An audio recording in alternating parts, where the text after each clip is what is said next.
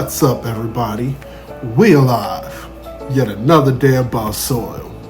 We're going to take a little bit of a break from the desserts for the time being. Y'all already saw me make gumbo.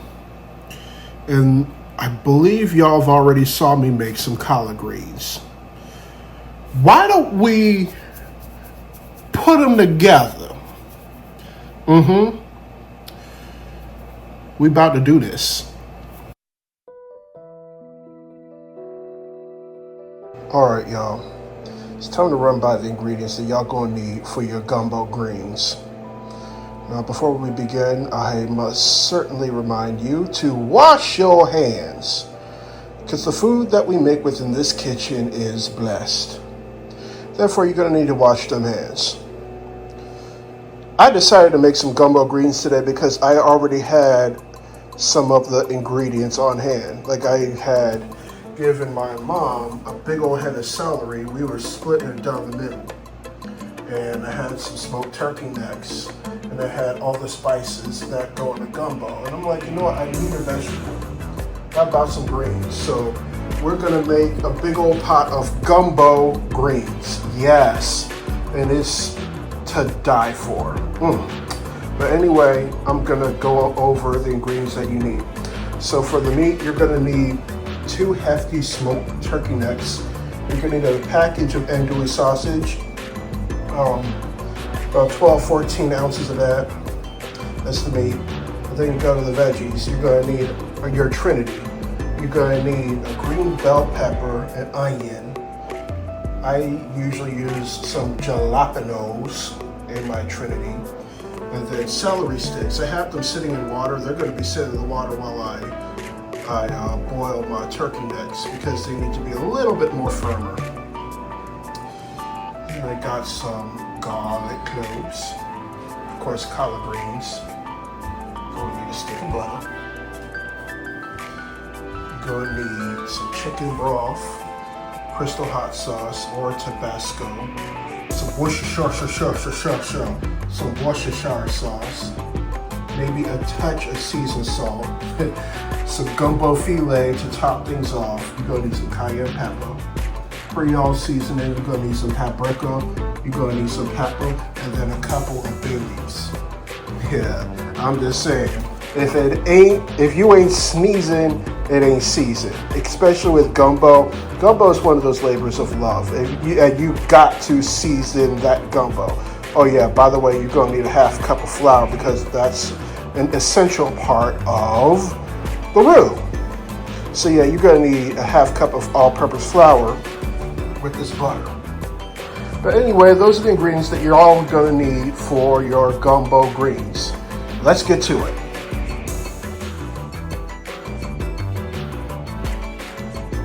First things first, these are our turkey necks. We put them in a pot, and then we're gonna add our chicken broth to the pot, just like this. And you know what? I feel like there's going to need to be some more water. Definitely more water. Probably about, 2-3 cups of water. We're going to need to establish the broth so that it can cook the gumbo down. Here's our turkey necks. And I ended up adding 4 more cups of water. We're gonna add just a little bit of seasoned salt because there's gonna be a lot of salt in the gumbo, believe me.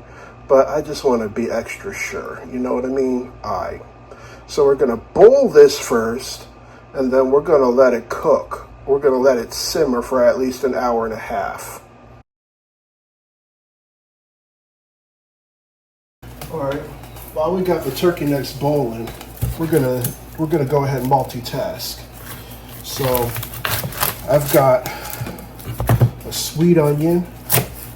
I'm gonna prep that up, dice it up real good. As far as the size of the onion, I'm gonna do this. So I want people to see the chunks of vegetables in this gumbo. Some people like their vegetables fine. I like them thick because I want the gumbo to be like a stew. We'll put these onions aside. Up next in our trinity, we've got our green bell pepper. Once again, we're going to go ahead and dice this up real good. Remove this pit. After the green bell pepper, we've got our jalapeños. Yep. You see this, the ribs in the pit? I mean, you could keep the seeds in the jalapeños or jalapeños, but I'm gonna remove them. Don't need them. Some people might even use Scotch bonnet, and that's taking it completely over the top. I don't know how they would do it, but hey. I know Scotch bonnet I would use for like jerk chicken, curry chicken, brown stew chicken, anything that's like on the Jamaican or Caribbean side of things, but not in the jambalaya. It's just already got a hefty amount of spice in it. And we're just gonna dice it up just like this. We're gonna add this when we add the greens, but garlic, probably about 4 cloves. Yeah, this much garlic. All right, seasonings. We're gonna have our seasonings on the side for a moment. So for seasonings, we're gonna use 2 tablespoons. Come on. Come on. I know I had some. 2 tablespoons of Creole seasoning. Behind that, half a teaspoon of cayenne. And then behind that, we're gonna have, a half teaspoon of paprika. And then also behind that, I ain't done yet. We're gonna get a couple of bay leaves. And then behind that, this next part's for the taste, but you're gonna definitely need some pepper in there. There we go, especially for the greens. But this is our seasoning blend right here.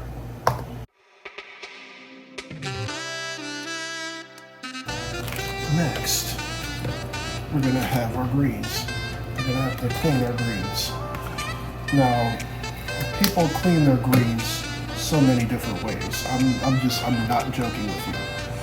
Some people, they just break off this little part and they call it, no. The way my dad taught me how to clean greens, you rip the stem out the middle. You rip it out. That's because if the stem is still on the greens, it's gonna cook much longer. So if there's little brown spots on the top, I'm just gonna chop them off like that. And just keep ripping the stems out like this. Set them aside, and I'm gonna wash them real good until it's not foggy in the water. I almost left out one ingredient, a critical ingredient for the Trinity. And I let this sit in the refrigerator for a minute because it was a little bit too soft. So the water went into the celery sticks, made them a little bit more firm. And you see these leaves? I'm actually gonna keep them in there. Yeah, these are 3 sticks of celery. We're gonna chop them up.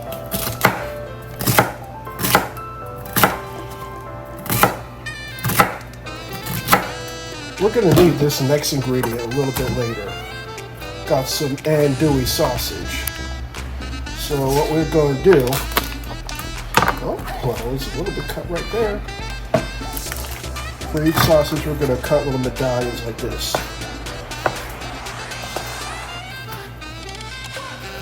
Yep, just like this.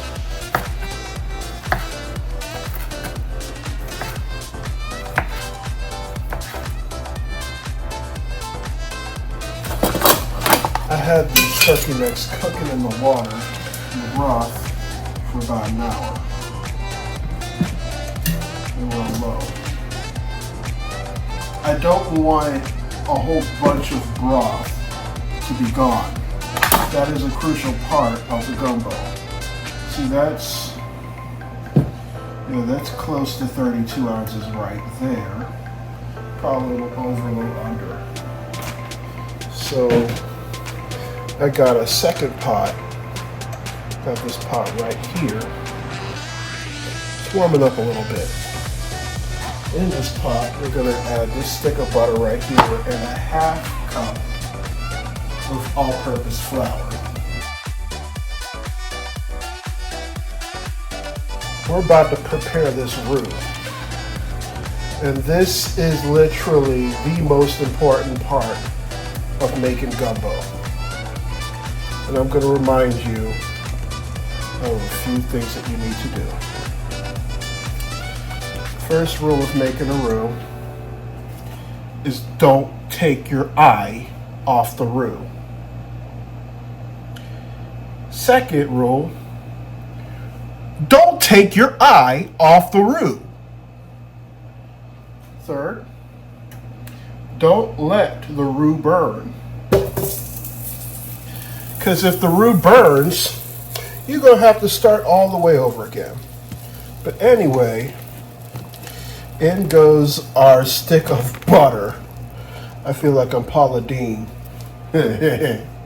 We got this butter all melted now.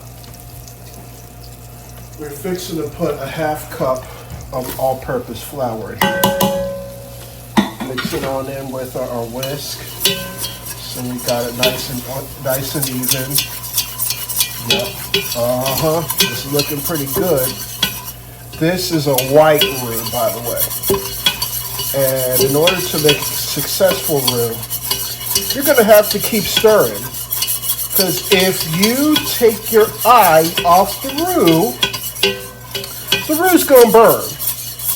And if the roux burns, you're going to have to start all the way over again. So I'm getting all of this stuff situated right now. Now I switch to the wooden one. Yep. And as you see me cook this, you're going to notice that it's going to start turning colors. Once again, this is still at the white roux stage. We're going to try and look for something that's a little bit darker than chocolate. Maybe 2-3 exits after chocolate roux. I don't want it black. See, now it's settling down. This is how I like it. Sometimes I use vegetable oil when it comes to making my roux. But this time around, I'm using butter because the greens are a little bit more bitter than okra. And that richness of butter is going to help complement the greens. See, it's already, I can already see it starting to turn. And it's getting a little bit thick. This is something I like. I'm just going to keep on turning this. Keep on stirring. I don't know if y'all noticed, but it's definitely gotten darker. This is what I would call a blonde roux. And it's a little bit darker than blonde, I'm going to be honest. Because this was definitely white at the start. Some people crank it all the way up when they start the roux. No, I'm doing it nice and low, because if I cranked it all the way up, the consistency is just not going to be there.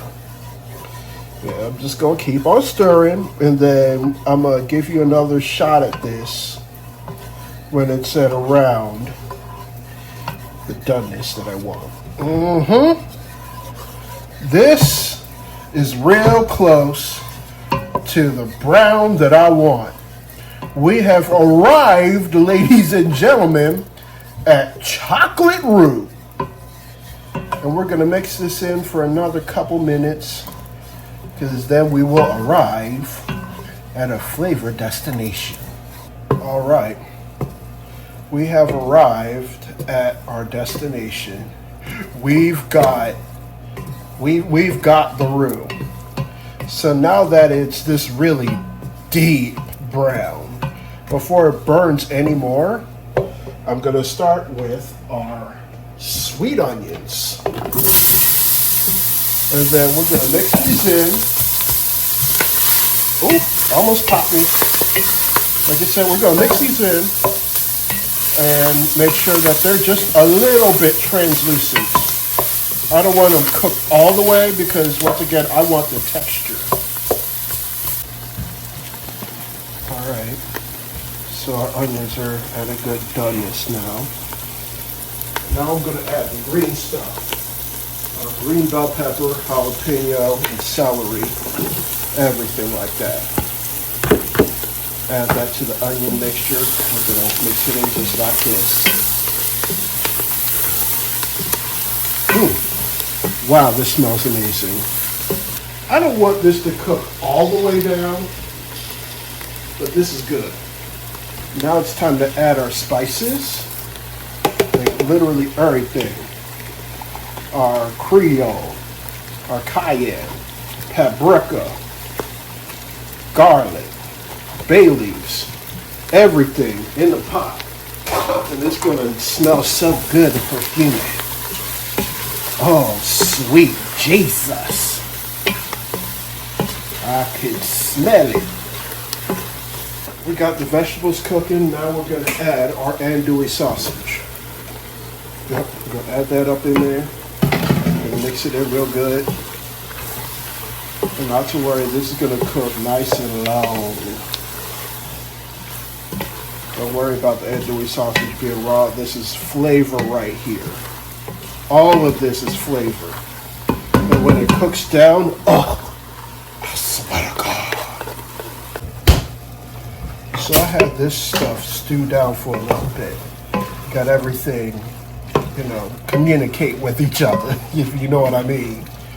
I even took them turkey necks, shredded them up, and put them in here. You see how thick this is? That right there. That's consistency right there. And with our broth, we're going to go ahead, add that broth in there. Mix it in real good. This looks absolutely amazing. Just, ooh, look at that.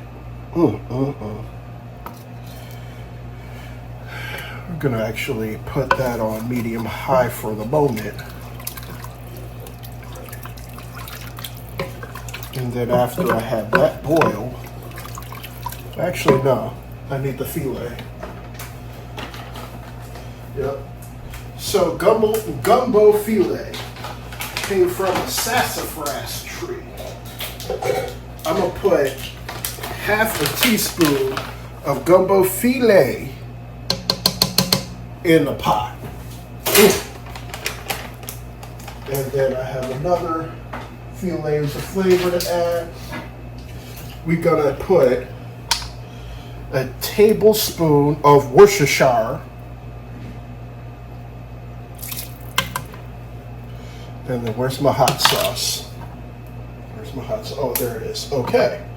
So we got that tablespoon of Worcestershire. And we're going to put 2 tablespoons of crystal hot sauce into the gumbo. Oh. Mix it in real good. See, it's already getting thick. Smells heavenly.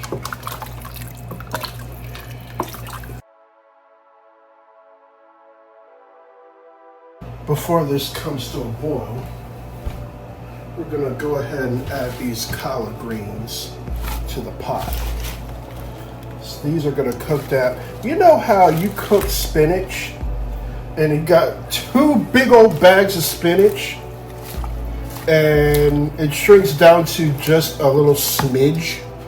Yeah, the collard greens is gonna do that, especially when you get them fresh from a produce store. You're gonna see how these are gonna cook. See, they're already cooking down. And they haven't even boiled yet. Yep. gonna cook right on down. Make sure they're nice and incorporated. There's already a lot of flavors in this gumbo. And the greens is just gonna add another layer to it. See, look at that. It's already cooked down.